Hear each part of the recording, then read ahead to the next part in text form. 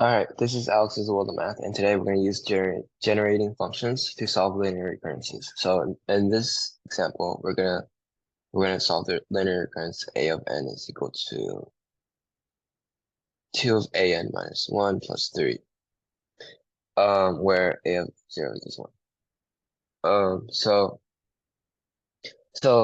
Before we start, I want to clearly define generating functions, and so a generating function of a function is we can define this as uh,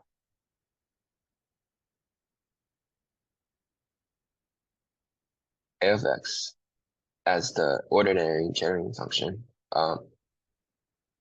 which can be defined as a geometric sum. This is the definition of an ordinary generating function, where a of n is equal to uh, n equals 0 to infinity is the sum of a n x n. And basically, we're going to apply this to this problem. We're going to use the a of n as the linear recurrence. Sorry. And then we're gonna find the how are we gonna do how are we gonna find the a of n? We're gonna find the ordinary generating function first, and then we're gonna try to express the generating function in terms of this summation to get the coefficient of x power n, which would get us our answer. And so let's start by doing a trick. So basically, the trick is that we're gonna use the expression where replace every a of n with um, a of x, and then for every recurrence back, we add an extra x. Kind of like the linearity of the independence, where we want to get both. We want to make sure that they're both um, they're both different. We don't just have like -2 a of x, which would also like that would like confuse that would like represent a of n instead. So just follow along as I do this. So I have a of n, and I hope that you'll understand in a bit uh more clearly what I'm talking about. So if you move everything to one side, you get -2 a of n minus 1. I like to do this first. And so we have this equal to 0. And so now if we're replacing every a of n with a of x, and then every recurrence back with x, like adding x, we get a of x -2, and I said add x every time you have every like recurrence back. So we have one recurrence back, so we have x, and then we have a of x. And for the -3, we're basically going to have the generating function of that. So um so we have -3 because we're basically saying that the function we're gonna do this for the function of negative.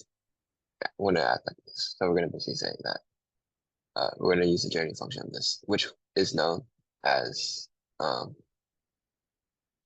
summation of n equals 0 to infinity of -3 times x power n. But this we can just move the -3 out because remember this is a sum, right? This is a sum from a0 x0 plus a1 x1 plus a2 x2 plus dot dot dot. And so when we multiply -3, if every 3 appears in every single term as a of n, then we can just rewrite this as -3 times x0 plus x1 plus x2 plus dot dot dot, right? Um, so we can do that. We can do that. So let's rewrite this. Let's rewrite this sum by putting the -3 out. So we basically have -3 summation of n equals 0 to infinity of xn. And then now be careful, this is not equal to 0 because this is a random expression that we made up using the form of the original linear recurrence. And so the thing that we want to do with this is that we're going to solve for a of x after we find um a certain expression for this expression. So say we have this, say like when we evaluate this and we get like question mark, then we can immediately start solving for a of x um, by factoring out a of x and moving everything to one side. So we need to find the question mark first to obtain that equation. So let's start by expanding out the a of x. So using the definition of this, you can derive an expression for an equal expression to this, which would be sum of n equals to 0 to infinity of a of n x n, and then minus 2x sum of n equals to 0 to infinity of a n x n. And then you do the minus 3 on this infinity of of x n. And so now what we want to do after this is try to combine everything to one sum, but we can't really get any result if we have this x right here. Because if we combine everything, we're gonna have like, okay, if we combine everything right now, you'll see that we're gonna basically have sum from n equals 0 to infinity of you know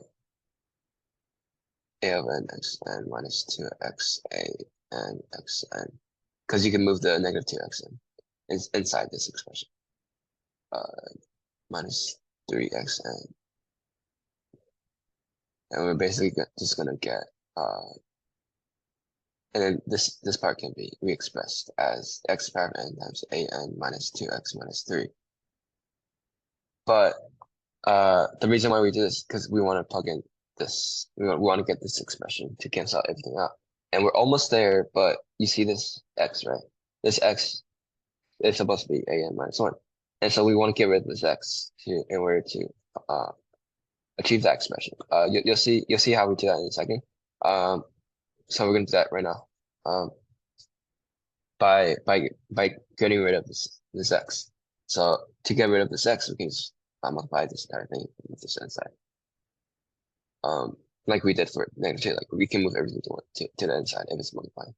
And so we basically get this is also equal to sum of n equals to 0 to infinity of a n x n times x. And we know by the exponent property of multiplication that we can just add the exponents if it's multiplying. So this is also equal to that plus 1. And so we can rewrite this as negative 2 times that plus 1. And we still have this infinity probably two-crowded. So 0 of a and x n minus that minus 3.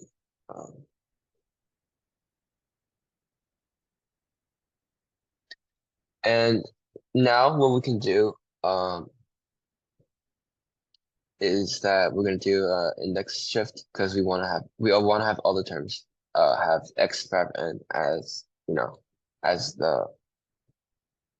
as one of the terms so that we can shift it out. So we're going to use this index shift trick where we let k is equal to n minus 1, which also means that n equals to k minus 1. And so we apply this to the middle expression in order to get it to have an x power of n, exponent. So we're gonna have negative 2. We can rewrite this as negative 2, and we substitute every n with k minus 1. So we have k minus 1 equals to 0 to infinity a of n, sorry, a of k minus 1, x of k, because we substitute we let k equals to k minus 1. And so now we have this expression, which the k doesn't really matter if we write k or create k or like a or use any other letter. And so for ease of notation, this is the exact same thing as negative 2 sum of n equals to 1. Like this is gonna be k equals to 1 to infinity of n minus 1 x bracket. Oh, sorry, I meant using n now.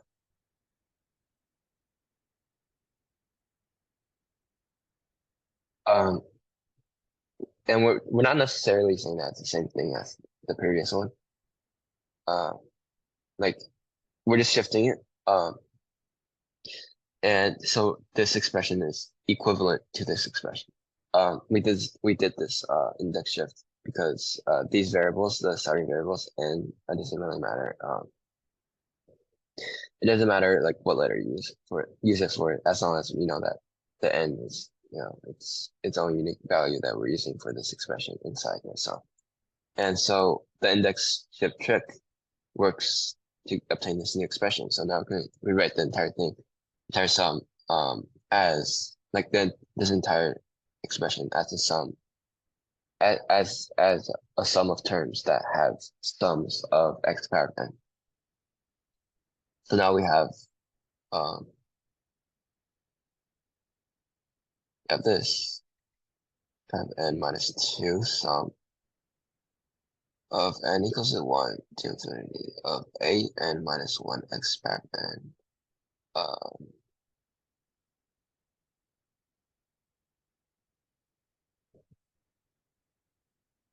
Minus 3 sum n is equal to infinity of n x powered n, x powered n. And so now we want to combine everything to one term. But unfortunately, we cannot do that because the first and third term have the sums start at n equals to 0. So we want to get rid of that. We want to make those start with n equals 1.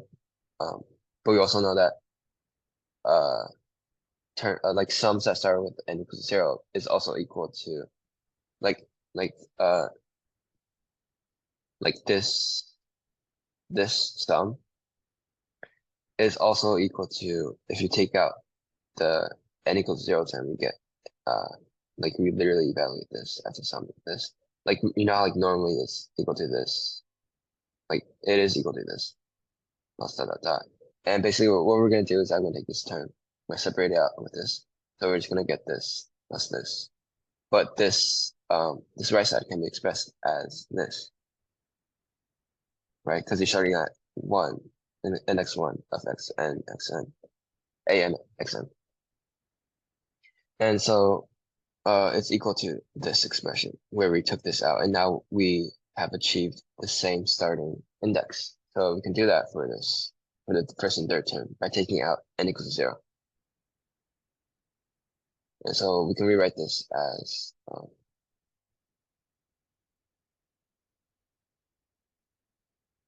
sum starting at 1 of a n x n minus 2 sum at starting at n equals to 1 to infinity of a n minus 1 x powered n minus 3 sum of n equals to 1 infinity of x powered n. And now we have to add back how like I said that the first term can be expressed when you as this starting at n equals 1 if we take out n equals 0.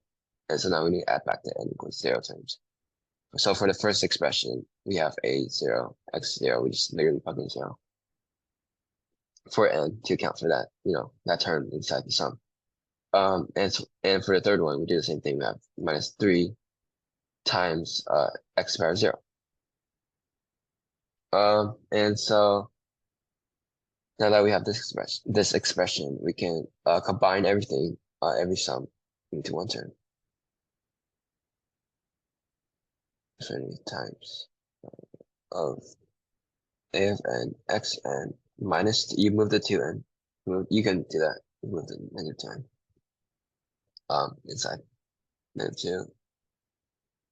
A minus 1 xn minus 3.